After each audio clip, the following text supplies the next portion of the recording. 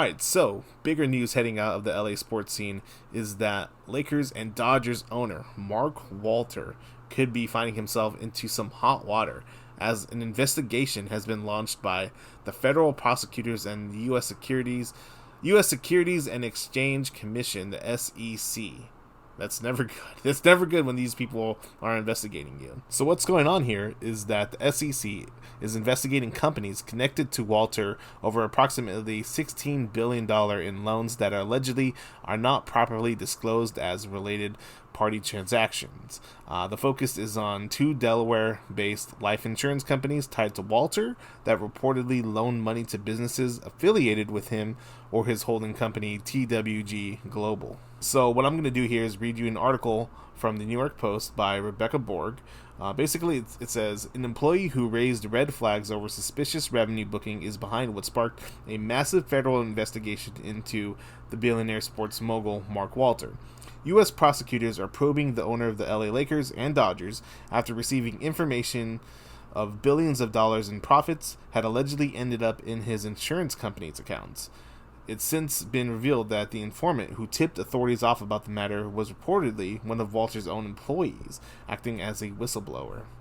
The U.S. Attorney's Office in Manhattan, alongside the Securities and Exchange Commission, the SEC, are investigating about $16 billion in loans for Walter's conglomerate, TWG Global, were channeled through a third party before dropping onto his insurance company's balance sheets, according to the Wall Street Journal. Investigators are working to determine whether Walter or his company had committed any fraud. But TWG Global denies any wrongdoing, with a spokesperson saying Walter and the company have always acted in good faith. Those who have done business with Mark know him as an honest and straightforward person. Nothing about these transactions was any different, the spokesperson said.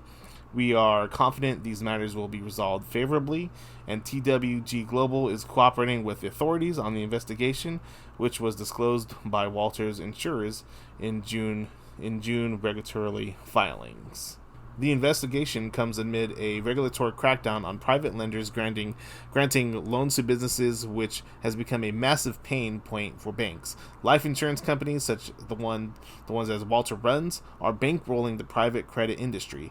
Walter, who has an estimated net worth of $7.3 billion according to Forbes, has become a prominent figure in the sports world following his success on Wall Street. Alright, so I'm going to end that right there. Basically what's going on is that Walter is he's under investigation for fraud if these things to be found true. If he is laundering this money into his private accounts, that is no bueno. That's not going to be good for him. That's not going to be good for the Dodgers. That's not going to be good for the Lakers. Having an owner that sits time in prison, or even if he does any time, is found guilty of any of this. I mean, that could have some really damaging ramifications if he is found guilty in all this. I mean, both leagues, the MLB and the NBA, could basically put their foot down and demand the sale of the Dodgers and the Lakers. They could. If he is found guilty in money laundering like this, I mean, he could be forced to sell. Look what happened. I mean, you've seen it all throughout sports history, that teams can force owners to sell if they find themselves in trouble. So this is not good for Mark Walter. This is not good for the Lakers. This is not good for the Dodgers. Not good for the Sparks either, because I believe Mark Walter is he's one of the controlling owners in there as well. My prediction is that this investigation is going to take a long time. It's not going to be overnight or anything like that. We don't have anything necessarily to worry about right now, but down the line, if Mark Walter and his company TWG Global is found guilty in all this, then ramifications can be very, very stern and be very, very big in terms of both leagues demanding the sale of the Lakers and the Dodgers. But that's kind of far out right now.